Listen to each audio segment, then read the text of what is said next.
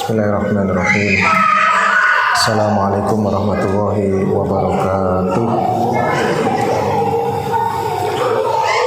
Innal hamdalillah nahmaduhu wa nasta'inuhu wa nastaghfiruhu wa na'udzu billahi min shururi anfusina wa sayyiati a'malina. May yahdihillahu fala mudilla lahu wa may yudlilhu fala hadiya lahu. Asyhadu an la ilaha illallah wahdahu la syarika lahu wa asyhadu anna Muhammadan abduhu wa rasuluh la nabiyya wa la rasula ba'da. Rabbi shrah li sadri wa yassir li amri wahlul 'uqdatam min lisani yafqahu qawli wa ba'du. Fa ya ayyuhal khadiru usikum wa ya nafsi bi taqwallahi faqad fazal muttaqun. Kama qala Allah ta'ala ya ayyuhalladzina amanu taqullaha haqqa tuqatih wa la tamutunna illa wa antum muslimun wa ba'du. Alhamdulillah, bersyukur kita pada Allah SWT di kesempatan malam hari ini kita kembali mendapatkan nikmat sempurna, nikmat iman, nikmat Islam, diberi sehat, sempat, mudah untuk bisa menunaikan sholat maghrib berjamaah, kemudian majelis ta'lim.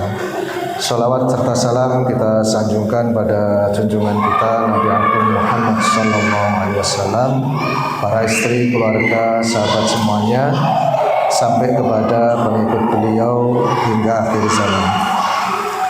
Alhamdulillah, kita akan lanjutkan pembacaan kitab Kasifatus Saja karangan Syekh Alim Al-Fadil Salim bin Sumair Al-Hadrami ala madhabil Imam Asy-Syafi'i, yang dijelaskan dan disarah oleh Abi Abdul Mu'ti Muhammad Nawawi Al-Jawi Al-Bantani rahimahullahu ta'ala. Semoga kita mendapatkan keberkahan dan juga limpahan pemahaman yang memberikan kemanfaatan fid dini wad dunya wal akhirah insyaallah. Alhamdulillah, kemarin kita sudah sampaikan prakata dari kitab ini tentang nama dan juga pengarang, kemudian pensarah ya yang menjelaskan kitab ini yaitu Syekh Nawawi Al-Bantani. Kemudian dilanjutkan dengan memuji kepada Allah Subhanahu wa taala, yang sebelumnya kitab ini diawali dengan Bismillahirrahmanirrahim. Kita ulang sebentar mengingatkan apa yang telah kita sampaikan dan beberapa tambahan keterangan apabila dimungkinkan, sehingga nanti kita bisa melanjutkan keterangan dan pembacaan kitab ini dengan ingatan yang sudah ada pada diri kita masing-masing.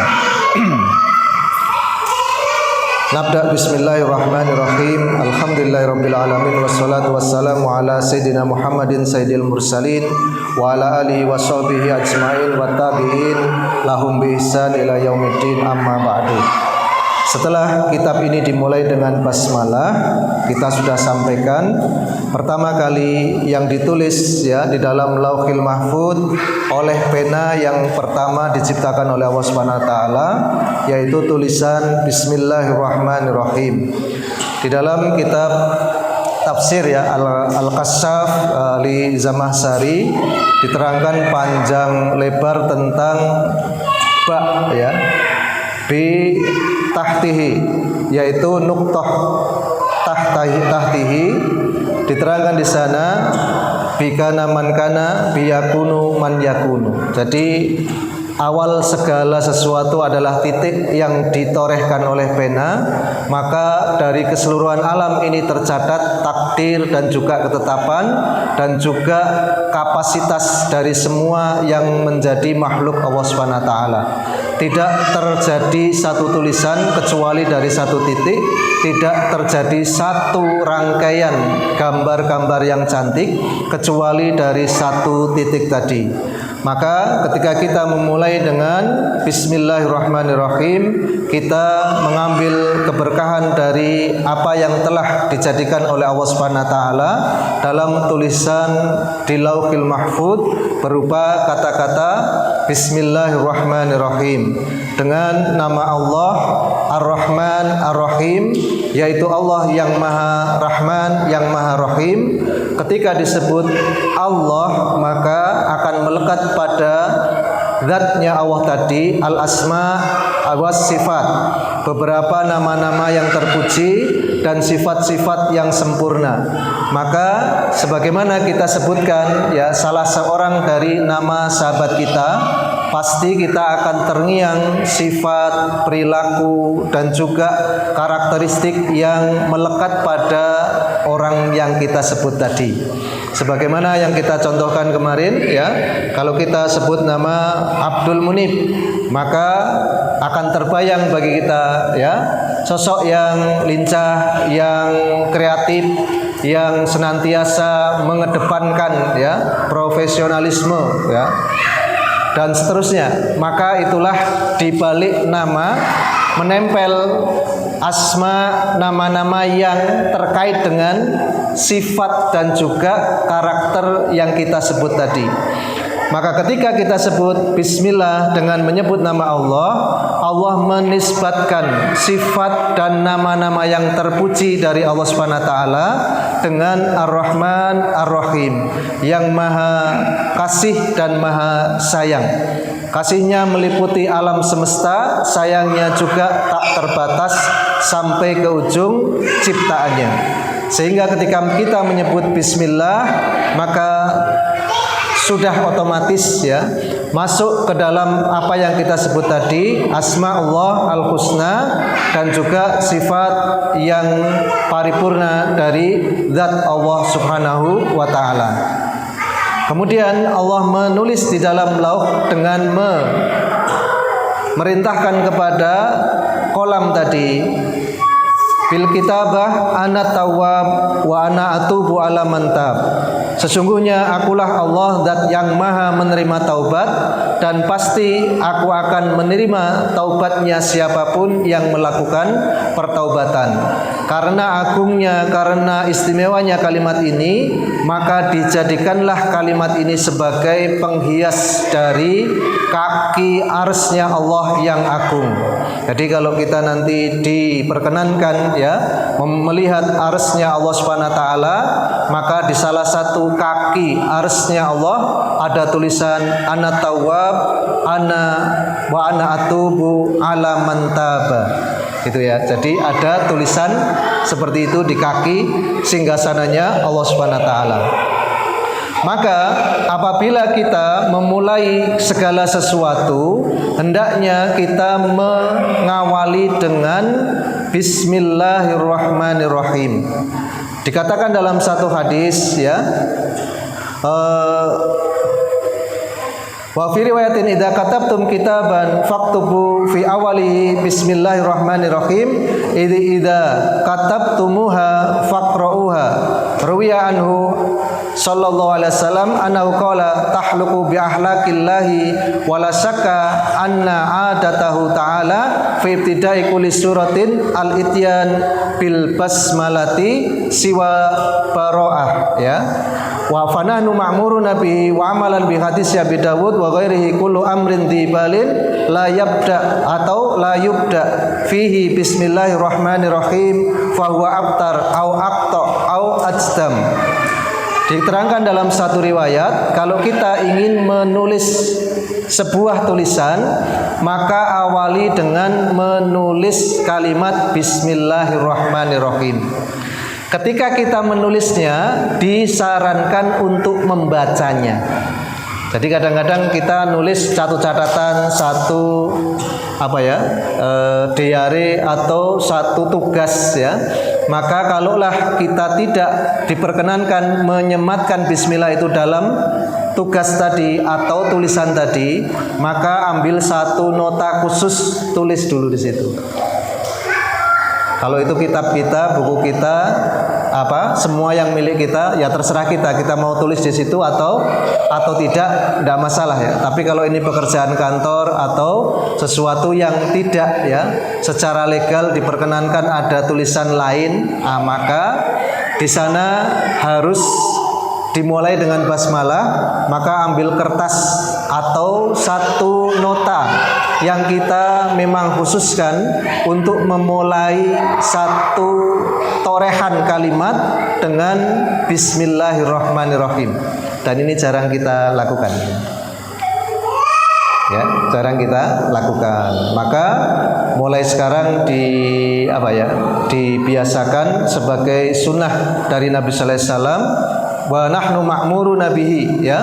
Kita diperintahkan untuk melakukan seperti itu, yaitu menulis kalimat bismillah dalam setiap permulaan tulisan yang akan kita torehkan. Maka ketika kita menuliskannya dan membaca bismillahirrahmanirrahim tadi, Allah akan menurunkan keberkahannya dan juga kebaikan-kebaikan di dalam urusan apa yang kita tulis tadi.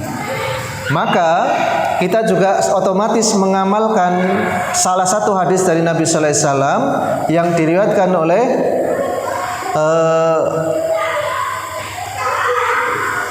Abi Dawud, ya, dan yang selainnya, yaitu perkataan beliau, kullu amrin dzibalin la yabda atau la yubda fihi bismillahirrahmanirrahim fa huwa abtar au aqta au ajdam. Kata Nabi sallallahu alaihi wasallam, setiap urusan yang mempunyai kepentingan dalam tanda kutip, ya, keseriusan, diniatkan untuk kebaikan atau sesuatu yang menjadikan kita menginginkan kemanfaatan dari sesuatu tadi, maka harus dimulai dengan bismillahirrahmanirrahim. Apabila tidak, fahuwa, maka urusan tadi abtar, terputus, akto, ya, terpotong, ajdam. Ajdam itu buntung, ya, buntu. Maka disunahkan bagi kita ketika memulai sesuatu atau menuliskan, ya, torehan kata-kata untuk memulai dengan bismillahirrahmanirrahim. Kalau tidak, konsekuensinya hilang keberkahan, tidak diberi kebaikan, tidak mendapatkan pertolongan, bahkan nuwun sewu, kita tidak mendapatkan kemanfaatan dari urusan-urusan yang kita kerjakan yang mempunyai tadi, ya, kepentingan-kepentingan kebaikan yang tidak dimulai dengan bacaan bismillah. Bagaimana kalau kita tidak sempurna di dalam mengucapkannya bismillahirrahmanirrahim? Hukumnya apa, Pak? Boleh. Yang penting bismillah, ya. Maka kalau kita mengucapkan bismillah dalam awal langkah kita memulai satu perilaku atau kegiatan atau menulis sebuah tulisan, Allah akan menurunkan keberkahan, pertolongan, kebaikan, kemanfaatan, dan juga apa yang menjadi jariyah dari tulisan atau amalan yang kita lakukan tadi. Nah, ini yang menjadi penting. Maka mulailah pada diri kita sendiri untuk memulai setiap aktivitas kita dengan membaca basmalah, ya. Dibaca yubda itu boleh dimulai, atau yabda memulai, ya, boleh dengan basmalah. Maka yang pertama abtar. Abtar itu putus, Pak. Kalau kita narik tali terus talinya nggak kuat menahan beban, itu namanya apa? Putus. Itu abtar. Kalau akto itu ada seutas tali, lalu kita potong tengahnya, itu akto. Terputus, ya. Kalau ajdam, sesuatu yang cacat, tidak sempurna. Seharusnya tangan itu sampai jari. Tapi kalau ajdam itu tidak ada tangannya, tidak ada lengannya. Nah, itu namanya ajdam. Apa bahasanya? Buntung. Bahasa Indonesia apa buntung? Pokoknya ngono, ya. Karena kalau cari kamus dulu kesuwen, ya. Ajdam, ya. Nah, semua madhab mengakui dan juga, ya, mengimani tentang hadis ini, ya. Semua yang Allah turunkan dalam surat-surat itu memulai dengan basmalah, ya. Maka, ya, waqtalafa fil basmalati hal hiya ayatun minal fatihati wa min kulli suratin fa inda Malik annaha laysat ayatun minal fatihah wala min kulli suratin wa inda Abdullah ibnil Mubarak annaha ayatun min kulli suratin wa inda Syafi'i annaha ayatun minal fatihati wa turaddatu fi ghairiha wa lam yahtalifu fiha fin namli fi iddaha minal Qur'an. Jadi Bapak Ibu sekalian, karena agungnya kalimat bismillah ini, ya, Allah menurunkan setiap dari suratnya dalam Al-Qur'an itu dengan menggunakan awalan bismillah, kecuali dalam surat Baroah yaitu surat At-Taubat. Maka di sana tidak memakai basmalah. Tetapi di dalam akhiran surat Al-Baroah tadi ada penisbatan, ya, tentang sifat agung dalam Nabi sallallahu alaihi wasallam, bil mu'minina raufun rahimun, yang dinisbatkan kepada bismillah. Nah, ini istimewanya surat Al-Baroah atau surat At-Taubat tadi. Maka ketika kita membaca seluruh ayat di dalam Al-Quran, disunatkan, bahkan diyakini oleh beberapa ulama yang jumlahnya tidak sedikit, merupakan ayat dari surat tersebut. Semua ayat yang diturunkan oleh Allah diawali dengan basmalah, kecuali surat Baroah. Maka kalau kita membaca satu ayat dalam surat Al-Quran kecuali Baroah, tidak membaca basmalah, otomatis mengurangi keutuhan surat tadi. Hukumnya apa, Pak? Makruh. Kalau surat Baroah dibaca basmalah itu malah makruh. Tapi kalau selainnya ditinggal itu makruh. Maka ketika kita memulai membaca satu surat, hendaknya diawali dengan membaca Bismillahirrahmanirrahim, karena yang seperti itu adalah termasuk bagian dari surat yang kita baca tadi. Itu pendapat 3 ulama madhab kecuali Imam Malik. Imam Malik mengatakan bahwa bismillah itu tidak termasuk dalam surat-surat Al-Quran, bahkan tidak juga dalam surat Al-Fatihah. Maka madhab Imam Malik ketika sholat tidak membaca basmalah. Takbiratul Ihram, istiftah atau iftitah, langsung baca Fatihahnya Alhamdulillahirabbil alamin.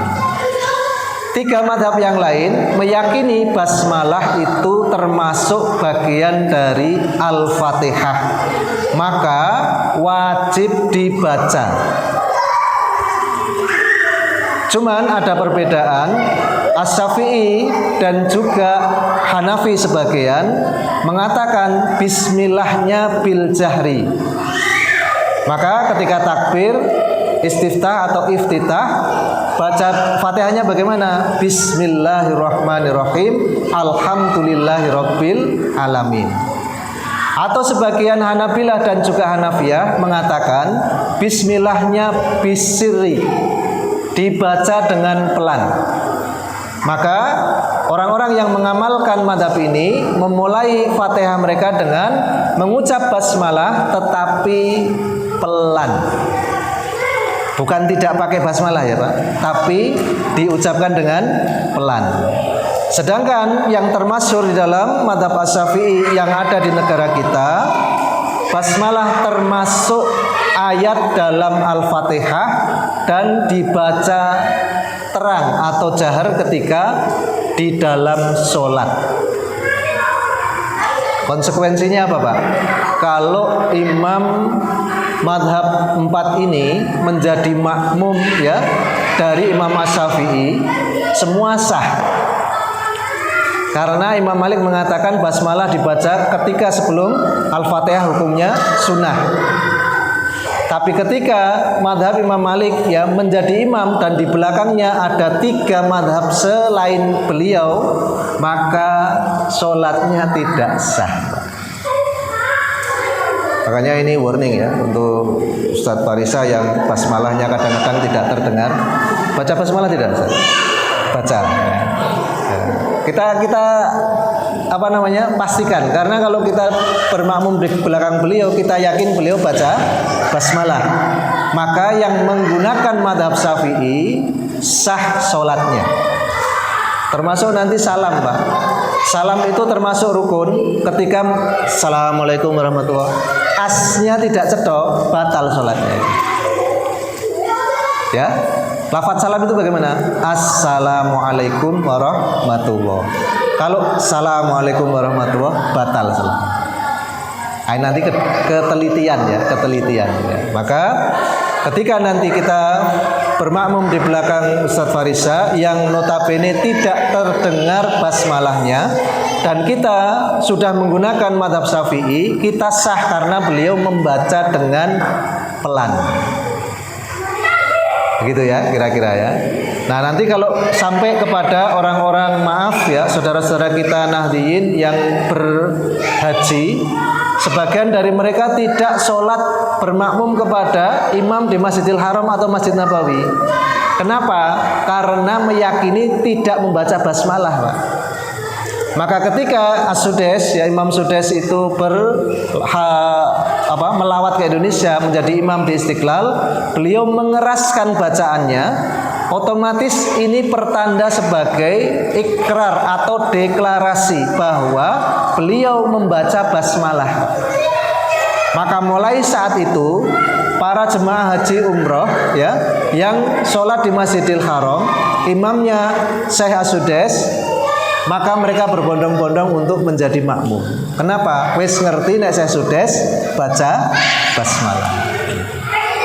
Paham ya? Nah, ini bukan berarti wah pemain ora gelem makmum karo wong Muhammadiyah. Bukan itu masalahnya.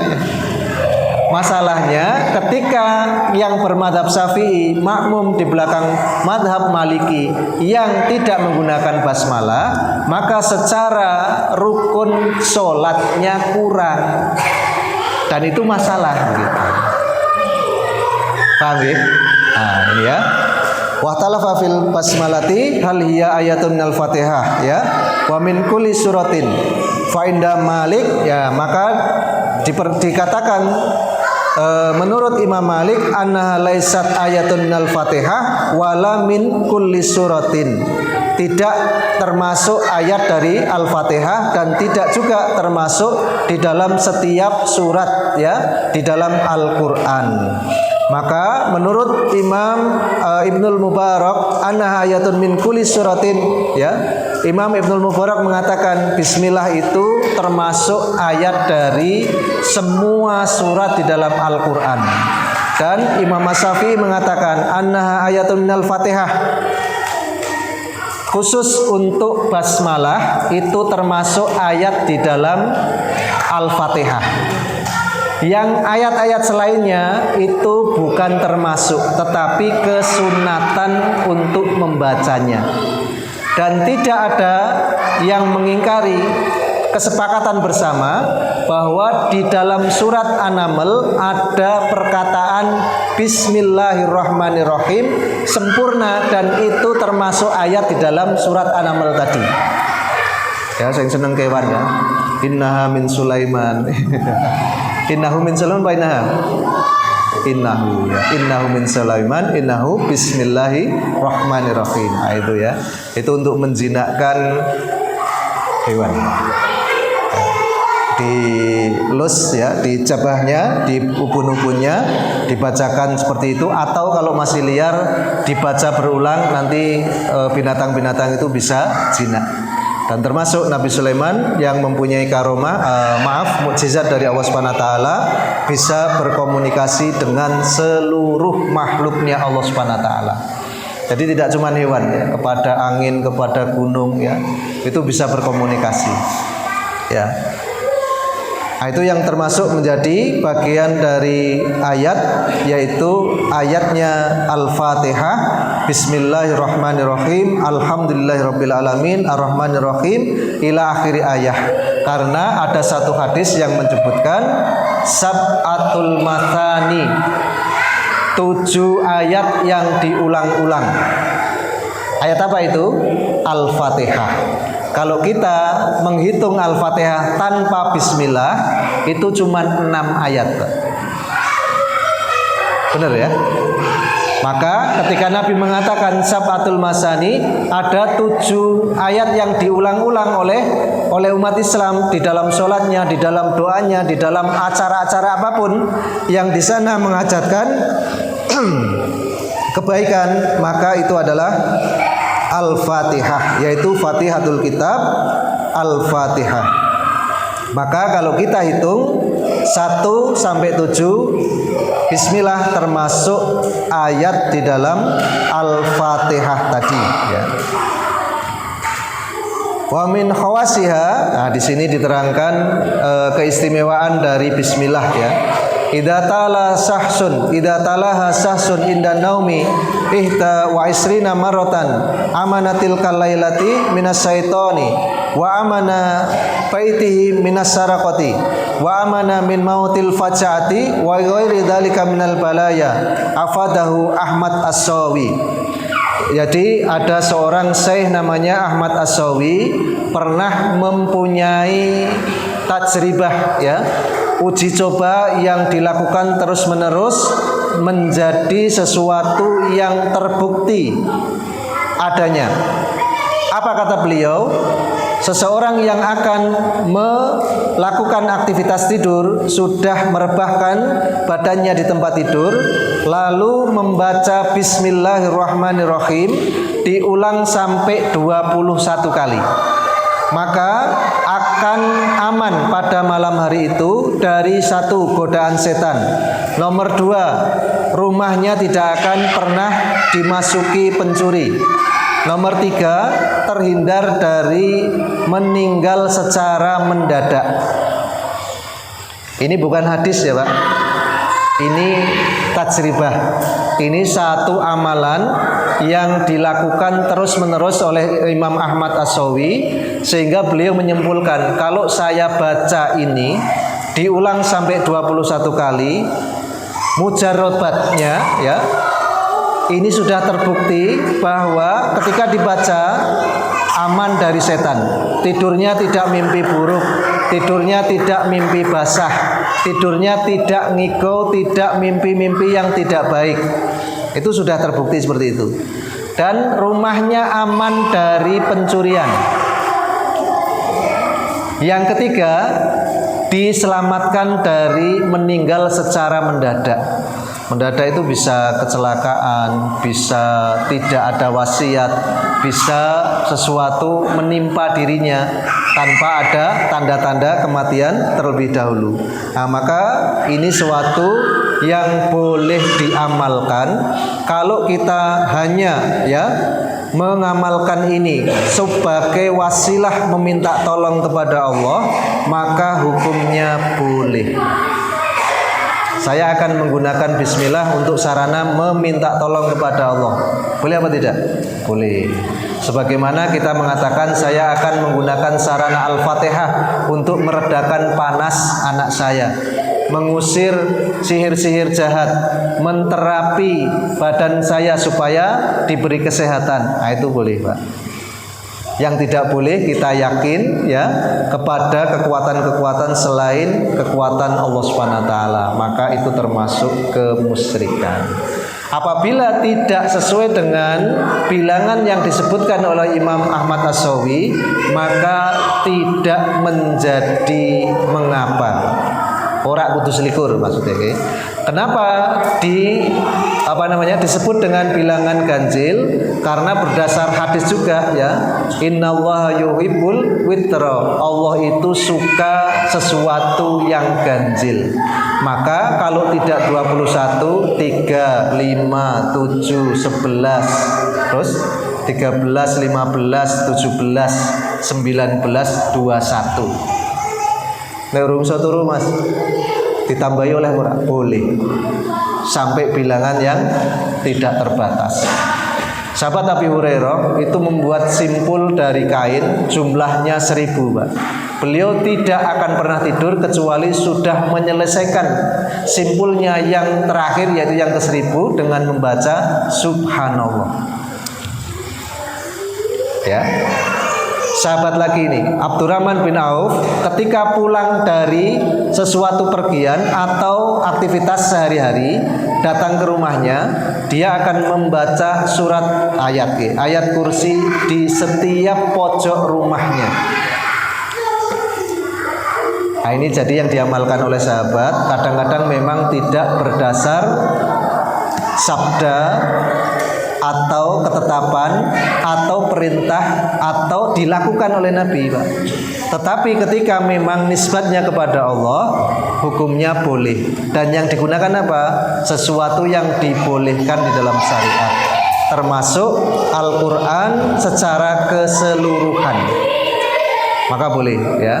Kalau kita yakini basmalah itu adalah termasuk ya ayat dari seluruh surat dalam Al-Quran, terlebih di dalam Al-Fatihah, maka kita boleh meminta wasilah kepada Allah dengan bismillah tadi, supaya kita mendapatkan kebaikan-kebaikan. Intaha ya. Jadi sampai di keterangan ini bab tentang basmalah selesai. Ada yang perlu diulang atau ditambah keterangan dulu? Silakan. Tentang basmalah. Silakan.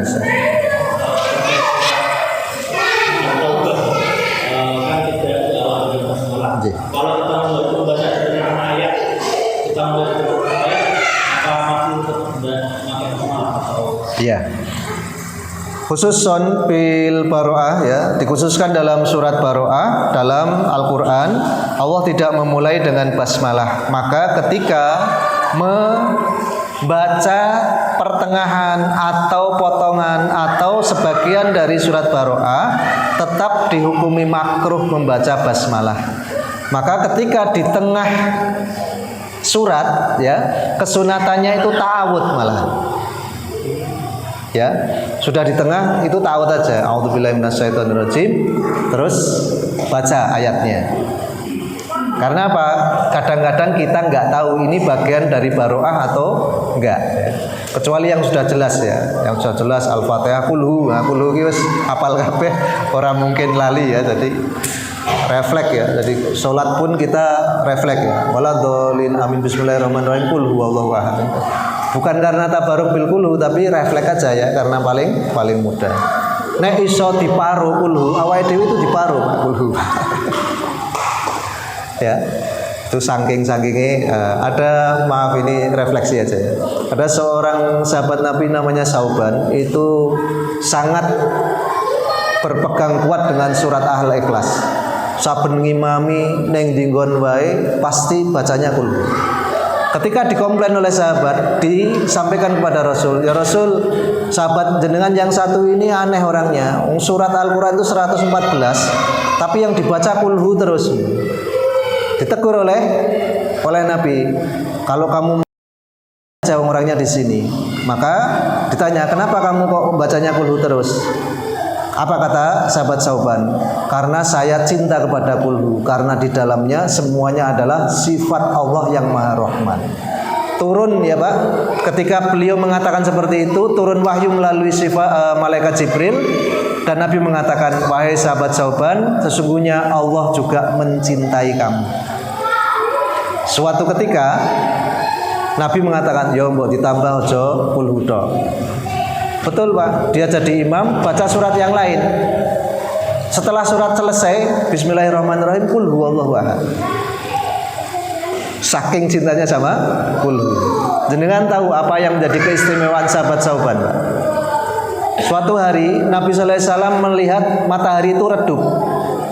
Maka beliau keluar, dilihat srengenge normal, tapi kok banyak malaikat yang jadi hijab antara matahari dan bumi tadi. Maka beliau sallallahu alaihi wasallam menanyakan kepada Jibril, wahai Jibril, kenapa ini malaikat kok ramai banget sampai matahari redup sinarnya? Apa kata beliau? Salah satu sahabat engkau meninggal ya Rasulullah, dan malaikat berebut untuk memandikannya. Yang dimandikan malaikat ini badan atau ruh? Ruh. Nah, ini kembali ke pelajaran kemarin ya. Yang dimandikan malaikat dari sahabat Sauban itu ruhnya. Sampai seperti itu Pak. Jadi nek awake dhewe maca kulhu pengen cepet, tapi sahabat-sahabat itu maca kulhu karena cinta beliau kepada surat kulhu. Dan cinta kepada surat kulhu ini menyampaikan cintanya kepada Allah, dan Allah membalas cintanya kepada hambanya dengan lantaran surat kulhu tadi. Jadi ojo dianggap remeh ya kulhu itu ya. Maca ping 3 ae kaya maca sak glondong. Jadi kita sebelum tidur baca kulhu 3 kali. Pahalanya seperti menghatamkan Al-Qur'an, Pak. Jadi saya kalau di rumah itu pede sekali. Wis murojaah burung no? Wis entuk piro 5 juz. Aku wis katam aku bilang gitu. Kenapa? Anak saya murojaah 5 juz, saya kulhu ping 3 wis katam, Pak ya. Iki ngerem-ngerem awakku dhewe gitu ya, karena enggak hafal Al-Qur'an gitu ya. Masya Allah. Gitu ya Ustaz dari saya. Jadi kalau kita membaca pertengahan atau bagian dari ayat, kalau kita tidak hafal ayat itu dari surat apa, maka langsung dibaca ta'awud saja.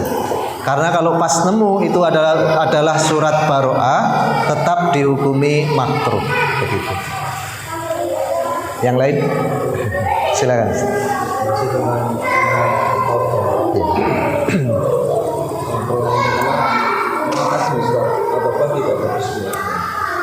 Satu ketika saya pernah mengucapkan kalau surat At-Taubah itu masih sambungannya dengan Al-Anfal. Apakah betul seperti itu atau ya? Kenapa di dalam surat Taubah tidak ada basmalah di awal suratnya? Salah satu yang pernah saya dapat dari literasi tafsir, bahwa di dalam surat At-Taubah itu banyak sesuatu yang tidak disukai oleh Allah Subhanahu wa taala. Menceritakan orang-orang musyrik, menceritakan orang-orang munafik, menceritakan orang-orang kafir. Dan semua yang diceritakan dalam surat At-Taubah ini termasuk yang paling ya menjadikan stressing ini adalah ceritanya seorang munafik tulen, yaitu Abdullah bin Ubay bin Salul. Sampai ketika Nabi Sallallahu Alaihi Wasallam, ini ceritanya kan ada sahabat namanya Abdullah bin Ubay bin Salul, anaknya Salul ini ya.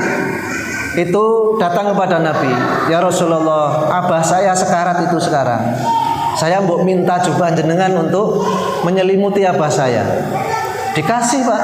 Saking welas asihnya Rasul kepada umatnya, dia tahu orang tadi munafik, tapi tetap hati kecil beliau yang penyayang tadi mengatakan saya akan tolong dia. Maka jubah beliau dibelikan. Untuk apa? Selimut Abdullah bin Ubay bin Salul ini ketika sakaratnya. Ketika Abdullah bin Ubay bin Salul meninggal, anaknya pun datang. Ya Rasulullah, abah saya sudah meninggal. Tolong jenengan datang untuk mensolati jenazahnya. Kanjeng Nabi meh mangkat ini, Pak. Sudah bergegas. Umar ya pada waktu itu radhiyallahu anhu menegur Nabi sallallahu alaihi wasallam, "Ya Rasulullah, bukankah jenengan tahu kalau Salul ini adalah orang munafik?" Nabi diam, tetapi gelagatnya tetap akan pergi untuk mensolati Abdullah bin Salul. Sampai ketika beliau melangkahkan berapa kakinya, turun ayat la takum fihi abadan. Kamu jangan pernah mensolati orang munafik, kata Allah Subhanahu wa taala. Maka ketika mendapatkan teguran dari Allah tadi, Nabi otomatis tidak jadi mensolatkan sampai sunnah. Maka di akhir surat tadi kan ditutup dengan pribadi agung Nabi sallallahu alaihi wasallam, bil mu'minina raufur rahim. Orang yang masih kelihatan Islam, kelihatan beriman, apapun ya mereka, Nabi tetap akan dengan tulus menolong mereka. Nah, kadang-kadang kita membaca satu hadis ya, ini sangat menyentuh. Dalam satu hadis Bukhari ada salah satu kalimat Nabi sallallahu alaihi wasallam ya. Kalian itu seperti aneh-aneh, seperti ngengat gitu ya. Bahasa kene ngengat itu, rengit gitu. Ketika melihat lampu, itu akan datang mengerubut lampu tadi. Akulah orang yang menyelamatkan untuk menghalangi rengat tadi ke api. tapi kebanyakan dari mereka nekat untuk masuk ke dalamnya. Maka itulah sifat kasih sayang Nabi sallallahu alaihi wasallam ya kepada umatnya. Beliau sangat antusias untuk menyelamatkan umatnya, tetapi banyak dari umatnya yang nekat mendatangi api tadi karena pesona cahayanya. Seperti itu ya. Jadi nuwun sewu, kenapa di dalam surat Baroah tidak ada basmalah? Karena Allah menunjukkan beberapa sifat tercela dari orang-orang yang dilaknat dan tidak disukai oleh Allah, kebanyakan di dalam surat Baroah tadi. Baroah itu artinya apa sih? Berlepas diri. Kan jelas ya, Allah berlepas diri dari orang-orang yang diceritakan dalam surat tersebut. Siapa mereka? Kafirun, musyrikun, munafikun. Ya. 3 orang ini walaupun sebutannya berbeda, tapi sama-sama finnar, kholidina fiha abadan. Jadi kalau orang mukmin fajir itu kalau masuk neraka bisa selamat. Ada orang mukmin fasik itu kalau masuk neraka bisa selamat. Ada orang mukmin kufur itu kalau masuk neraka bisa selamat. Tapi kalau sudah musyrik, mati dengan membawa kemusyrikan, tidak pernah akan selamat. Munafik, nah ini hati-hati ya. Munafik itu harus 4 sehat 5 sempurna, Pak. Tidak boleh satu kita sebut munafik. Oh, wongnya ngapusinan munafik kayak tidak boleh. Wongnya nek janji ra tahu tepat, munafik dia, nggak boleh. Karena disebut munafikun kholis, munafik sejati, itu kalau memenuhi 4 kriteria ditambah 1 pelengkapnya. Kalau ngomong bohong, kalau diberi amanat khianat, kalau berjanji menyelisihi. Terus yang satu apa? 3 ya. Tidak apa namanya? Idza hadasa kadzaba wa idza utumina khana wa idza wa'ada akhlafa. Terus sudah 3 dong. Ya. Berarti 4 ya. 3 sifat munafik ini nanti dia bisa disebut dengan munafik sejati ditambah 1 sifat lagi. Idza khosoma fajar. Kalau dia bertengkar itu bahasa Jawanya juwet. Juwet itu apa? Ya? Iya. Fajaro itu melampaui batas had yang ditentukan. Dan dia akan mempunyai sifat dendam. Ini otomatis. Jadi orang munafik itu ngapusinan, terus belenjaninan, terus apa boleh Pak? Khianat, nek tukaran, juwet. Ya, maka kalau ada orang yang padu sampai misuh, sampai tajadul ya, kental-kentelan, sampai bunuh-bunuhan, nah itu munafik Pak. Kalau sebelumnya diiringi dengan sifat 3 tadi. Nah makanya kita nggak boleh ngeklaim satu orang dengan 1 sifat munafik sempurna, itu nggak boleh. Yang boleh apa? Dia terindikasi penyakit nifak. Wong kok ngapusinan nih, tapi nek dikai amanat dipasrai tekan ora tekan, ya berarti dia bukan munafik. Ya ngapusinan saja. Dia jujur, tapi nek akeh yo gelem nilep kok. Nah, ini tidak amanat nih. Dia bukan munafik, tapi khianat. Ya. Dia nggak suka sering bohong. Dia juga menunaikan amanat. Tapi kalau janji molor. Nah ini bukan munafik Pak. Dia ingkar janji. Kalau 3 ini ada dalam 1 orang, pasti sifat yang keempat ini masuk ya, otomatis. Idza khasoma fajaro. Kalau dia bertengkar, wis nemen pokoknya. Ya. Nggak mungkin memaafkan, nggak mungkin memberi kompensasi, ya. Tidak mungkin ada rasa belas kasihan. Orang munafik tulen itu kalau memukul orang, orangnya sudah jatuh, itu tidak sisan Pak. Nah, itu munafik. Ya seperti itu. Ya idza khosoma fajar. Kalau kita kan nggak sampai seperti itu. wah sajane ora tega, tapi karang nemen yo tak keplak. Ya sudah gitu aja gitu. Ya. Gitu ya. Cukup ya? Alhamdulillah.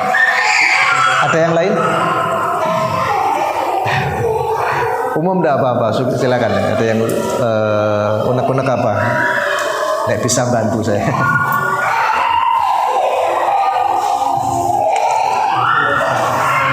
Cukup? Ya. Kita ambil konklusi ya. Bismillahirrahmanirrahim. Ini adalah setiap kebaikan dari tulisan atau perilaku atau perkataan seyogyanya kita memulai dengan Bismillahirrahmanirrahim ya. Di hadis yang lain nanti perkara ada membahas tentang hamdalah, disebutkan juga kalau tidak membawa alhamdulillah maka juga abtok ya, juga ajdam. Maka kita ketika ingin menyempurnakan sesuatu yang kita mulai, sesuatu yang kita tulis ya, maka menggunakan 3 unsur tadi ya. Bismillah, alhamdulillah, wassalatu wassalamu ala rasulillah. Jadi kadang-kadang kita lupa yang hamdalah ini ya. Bismillahirrahmanirrahim, wassalatu wassalamu ala asrofil anbiya wal mursalin. Nah, ini kurang, Pak. Kudune apa? Bismillah, alhamdulillah, wassalatu wassalamu ala rasulillah. Itu yang minimalis. Dan bismillah itu ditulis dalam Lauhil Mahfuz. Setelah menulis bismillahirrahmanirrahim, pena diutus untuk menuliskan ana tawwab wa ana atubu ala man taba. Maka Allah adalah zat yang menerima taubat dan Allah akan menerima taubatnya siapapun yang melakukan pertaubatan. Maka mari kita memperbanyak ya taubat dan juga istighfar kita kepada Allah. Alal aqal paling sedikit di dalam satu hari 70 sampai 100. Kata Ibunda Aisyah, kalaulah 1 saja dari yang kita ucapkan dari istighfar atau taubat tadi diterima oleh Allah Subhanahu wa taala, maka selesailah urusan dunia.